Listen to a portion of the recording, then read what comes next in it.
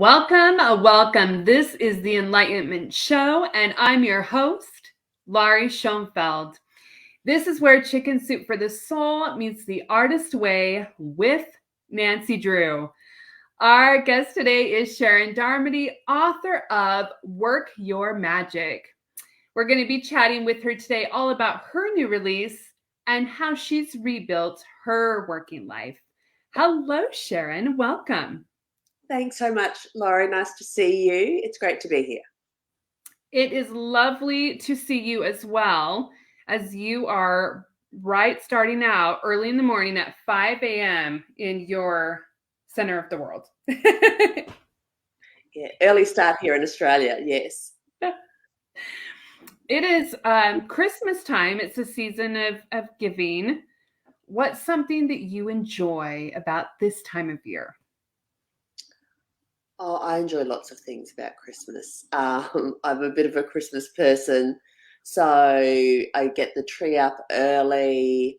I just like all the traditions about Christmas. So my brother, we had a tradition about 20 years ago that we started that he does Christmas breakfast. So I enjoy, as I say, just some of those routines and rhythms of it that you build. I also like when we put the tree up.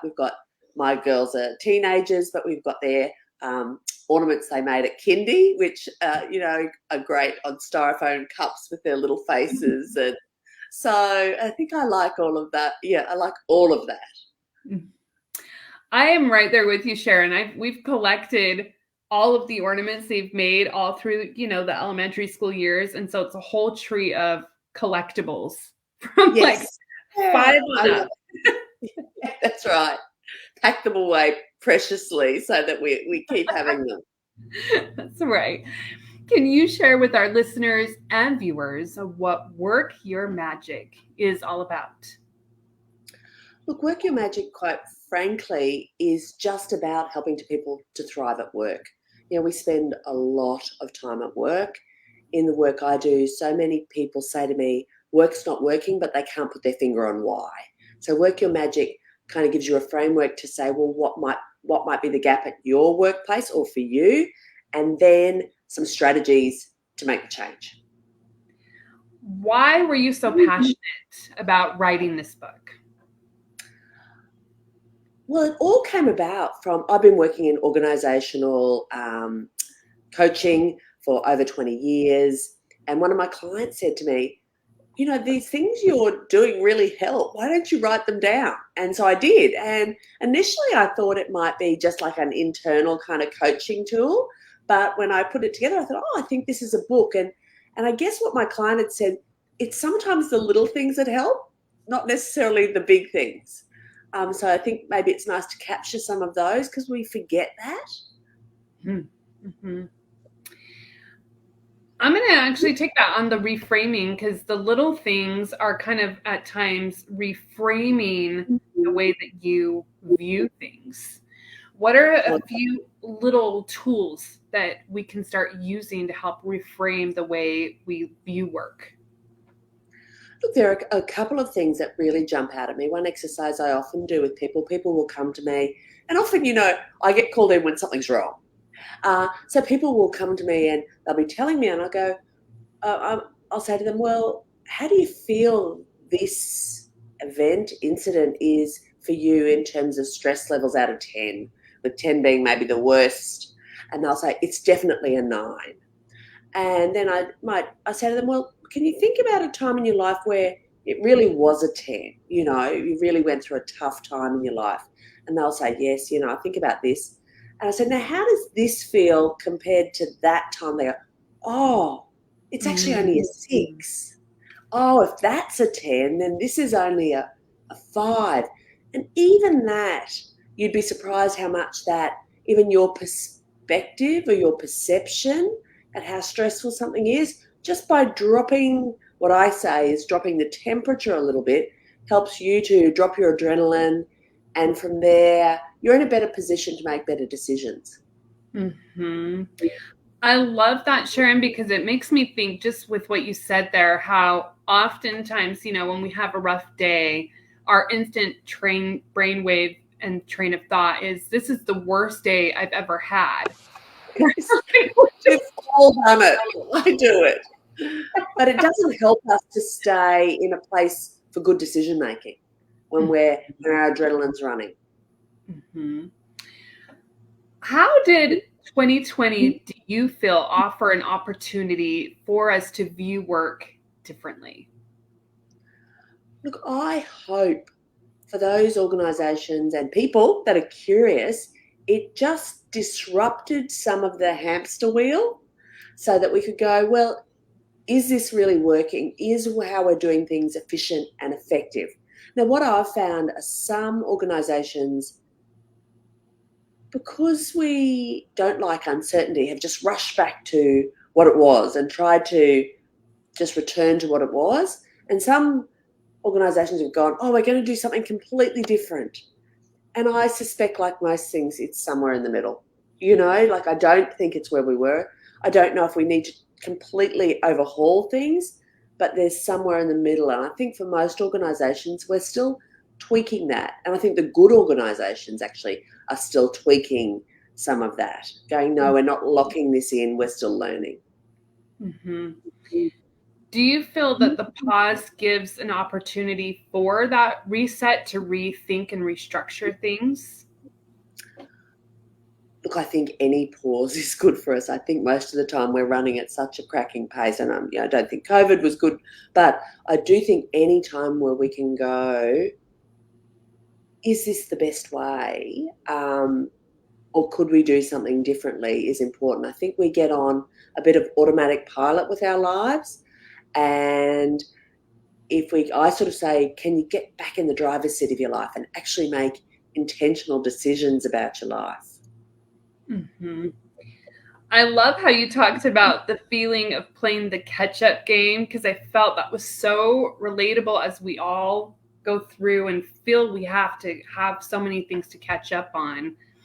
How does the feeling of playing the catch-up game not provide that space for decision making? As I said, I think most of us are running so quickly and we're being driven by the pings and the dings of our life, like, your phone, your emails and things like that. And so even if we can find some sort of space where we can just sit quietly and go, what's the next best thing for me to do? Or I'm going to take a big deep breath and then I'm going to make a decision. And sometimes literally, and some of the things hopefully in the book people will find, it's not, these exercises don't take a long time because we are time poor. I get that. But we can just take a breath and go, what should I do next? And often even that stop can lead to a different decision. Mm-hmm. You talk about magic within your book. What does that stand for? Can you tell us a little bit about that? Sure. Magic is the framework that I use to support businesses and people to thrive at work, and it's meaning, authenticity, ground rules, so I coming into work as myself and meeting other people, which is the connection piece, and curiosity. Mm-hmm. Why are those concepts, give like a brief overview of why those 5 main things in magic are so important for that work environment and for your well-being? Absolutely. So I think with meaning, to kick off, meaning, we've had so much, as you sort of reflected on before, Laurie, we've had so much uncertainty. And when we're clear about our meaning, it tethers us to something.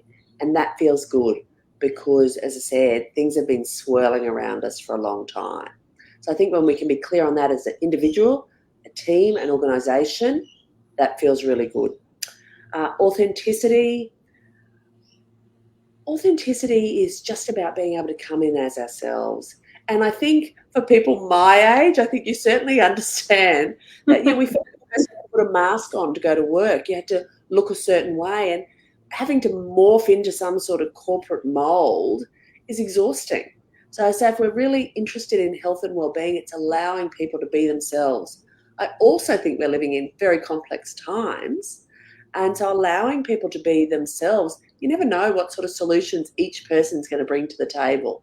when they're actually able to feel they have a voice. Ground rules are about the routines, the rhythms, the rituals, and that also goes back to that uncertainty piece. We've been living in very uncertain times. Our brains like certainty and control. So if we can provide routines, rhythms, rituals, both personally and professionally, our brain goes, oh, I know this, and that makes us feel better. The I piece is about connection, and we do better in a tribe. And I know, people like to work from home and things like that, but we do better as a tribe. And we're in the middle of a loneliness epidemic, which is having real health impacts. So I think we all need to be very intentional about that. And lastly, curiosity. As I said, we're just living in perhaps times we never thought we'd be living through. So I think we all need to bring all our problem solving and open-mindedness and thinking broadly to the table, and not locking things in quickly because it feels good. Staying in the messy middle to get not the quickest solution, but the best solution. Mm-hmm. You mentioned the lost art of listening, which I absolutely loved that conversation as well. Why is listening so crucial? Look, I think it is the lost art. And for me, like most of us, we're moving so fast. And I do this fantastic exercise with people quite regularly, where I just get them to listen for 2 minutes. So no, me too, not I agree with you, not chipping in. And it's one of the most fascinating exercises I do with people, both for the listener and the talker. The talker will go, oh, it was such a long time. And I'm talking about 2 minutes. And the listener will go, I heard so much more. And I heard nuances. Like I could hear how they were feeling, not just what they were saying. Mm-hmm. When I was reading that section, so I lost my voice for about 14 months, and I did not understand the lost art of listening quite like that time in my life, as it gave me this new opportunity to listen to body language, to listen to energy, to listen to different frequencies on sound when they're saying one thing, but something else is coming out. And it really helped me to understand myself and people on a whole completely different level, which I'm so grateful. That is fascinating. You should write a book on that experience. Yes. Very interesting. But as I said, there's no one that I do that exercise with that doesn't go, that was really interesting. And go away saying, well, I'm going to try and listen a little bit more. Mm-hmm. So even as you mentioned, Sharon, that 2 minutes, it's so interesting where we think 2 minutes in our brain doesn't feel that long, but when you do that 2 minutes, it's almost like this nervous tick. When we're in this world of constantly doing things all the time, it can feel much more long-winded. Because we're so used to going and doing constantly. And so often we will jump in with a question. And it's a very well-meaning, well-intentioned question because we care about people. But someone may want to tell you this thing. And by asking you a question, it takes them off in another tangent. So they might not actually be able to debrief about what they actually came to unload or tell you. And I think that is really important in workplaces, particularly where, maybe someone's had a bad experience. They're wanting to talk to their colleague, but they never get to really share what they needed to. Mm-hmm. How do you think that curiosity is a good reset tool? I think curiosity is a great reset tool because I think sometimes, as I said, we can rush to, well, this is what's happened, and sort of lock it in because we like, as I said, I'll go back to our brains like certainty. But if we can sit with the messy middle, like someone will come into me and say, my manager did this, he blah, blah, blah. And then I go, well, do you think something else could be going on? And they go, oh, actually, I do know that his 15-year-old is going through a tough time at school. or I know that his mum has just gone into a nursing home. And they will, when I say we open up our minds, they know a number of other things. And they go, oh, I said, do you think that could be impacting on, what's happened? It might not, but, and often people go, oh, yeah, I hadn't thought about it like that.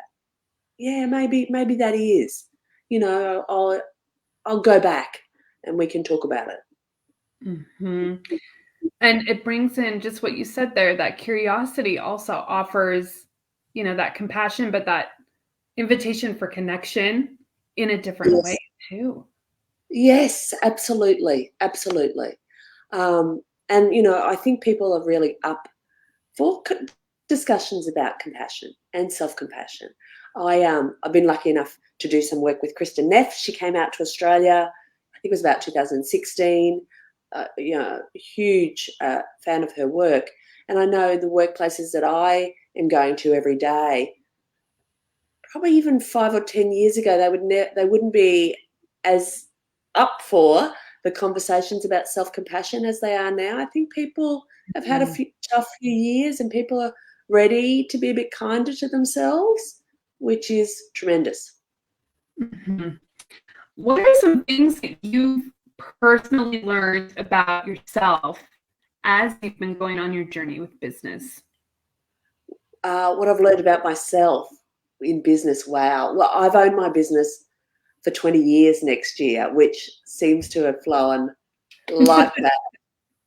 I would say that it's, a marathon, not a sprint. And also that, the failures aren't fatal and the wins aren't always going to take you off. It's somewhere in that nice middle zone, that sometimes the things that you think are just this huge door closing can be another door opening. Yes. When has there been a moment where that has happened for you? Well, I would say the book for sure. In that it is a COVID book. I think some of my working patterns changed, that it did provide a little space in my life to have this project. And I'm really, I never thought of myself as an author before that. As I said, it really was this client who said, you should write some of these things down. And I thought it was going to be an internal document for my organisation. But, I had that time and now she's out in the world and, it's been an exciting thing to do. How has rebuilding your working life supported you? In what way, rebuilding? Ooh, I'm going to leave that up to you on whatever direction you want to go with that. Where has your working life supported you with something that you've been rebuilding in whatever form that looks like for you? Well, I guess if we think about the last 3 years, I think even certainly my organisation has been really curious about how we work and how efficiently and effectively. I live in Brisbane, Australia, and we live in the state of Queensland, which is a very large state, one of the largest states in Australia. So we are driving long distances and things like that. And I would say at the beginning, this type of technology was not something we used like we do, and it's been so valuable. As I said, I still think people need people. But isn't it wonderful that we can do this when there's a quick response that's required so that people get the support they need quickly? Absolutely. And being able to have connection, from different distances as well is a nice tool of connection as well. Absolutely. We're going to turn it to the inner child question segment. Are you ready, Sharon? I am. First question. As a kid, what was your first business venture?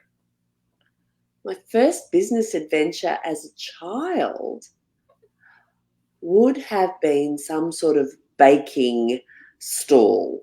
My mother are huge bakers, and I know that the neighbours at some stage were had the option to buy some of the baked goods um, as I thought of it more from a business perspective.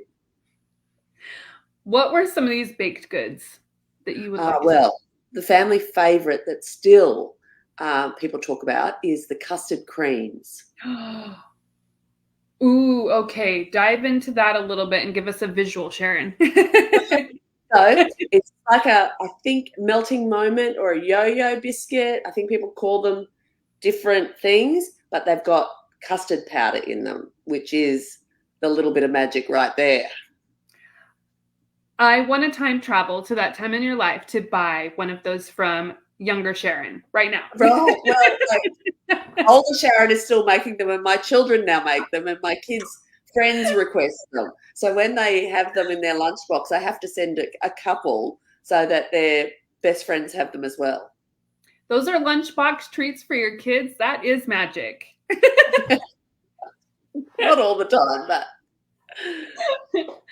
Second question. When you were a teenager, what was something that you really, really wanted for Christmas? Look, for a long time, I'm just trying to think what that would be, what I wanted for Christmas as a teenager. It would have had something to do with like music. Like back in my day, probably a tape recorder, or a cassette, or what were they even called? Walkman. It would have been a Walkman. Yes. I'm really dating myself there, but as I said, that would have been something I could have the music in my room or with me. Would have been what I wanted. What would have been playing on your Walkman? Oh, back then would have been probably Wham. I don't know who that is, Sharon. George Michael and Andrew Ridgeley. Mm-hmm. Okay. And then U2. But that's maybe a little bit, I'm trying to think when U2 were, but certainly U2 have been around for a long time too. YouTube, absolutely, for sure, on mine as well. Third question. What is the oddest food combo that you've liked and tried, or you've just tried? I know this. I know you've asked this question, Laurie, and I've thought about it. And I just don't think I have anything because I'm quite clear about my rules here. Like, I don't want pineapple on a pizza. Pineapple does not belong on a pizza. I'm quite clear about not combining things that don't belong together. So I don't think I have one for you. That is okay. And that actually gets me thinking, Sharon, when you say things don't combine, does your food not touch on your plate? Like, do you have a specific setup on what feels good for you and they have to have their different compartments? Or are you just particular on like texture or different savory things? Yeah. I think it's the savory sweet, Mm-hmm. Yeah, so it's not much the touching, but it's the, that sort of pineapple just doesn't belong on a savory pizza. Because I've been listening to your podcast, I've heard that question, I've been thinking, so I just don't think I do that. Okay, I'm going to toss it up then for you, Sharon, and ask, what is your favorite festive treat to eat? There'd be a couple of things. One is, actually probably the big one would be the Christmas ham, which I make the ham, and I've had this recipe that I've been doing for about 10 years, and I just look forward to it every year. And then in Australia, we have Boxing Day, which is the day after Christmas. And my husband turns it into a spaghetti carbonara, the leftover ham. So we get to have it two ways. So I love it. And oh my goodness, Sharon, I'm with you, Sharon. I love ham. Oh, it's just, and it, as I say, it's just different too, isn't it? I don't know if it, Mhm. it doesn't feel like the ham you eat in September. No, yeah, it's definitely that if there's that conversation of what's the last meal that you have before you die, it's Christmas ham. Like there's Christmas ham. a Yes, yeah, no, it's no, absolutely, hands down, it's the Christmas ham. high five right there with you. Before we end today, Sharon, can you share with our listeners and viewers what living a creatively abundant life means to you? I think that means just providing some space to be curious, to be able to breathe, just to find that time in your life where we're not doing. If anything, I think that's something that I'm really actively interested in at the moment, really providing that space, because I think, pardon the pun, but that is when the magic happens. Thank you so much for being here with us today. It has been an absolute pleasure talking to you about Work Your Magic. Oh, I've loved talking to you too, Laurie. Thank you so much for having me on. Absolutely. And where can our listeners and viewers find you if they have any questions after the show or would like to pick up Work Your Magic? They can find me at Sharon Darmody on Instagram, on LinkedIn, and my website as well is sharondarmody.com. Perfect. And we will add those to the comments below. Thank you, everyone who have joined us live and will join on the replay.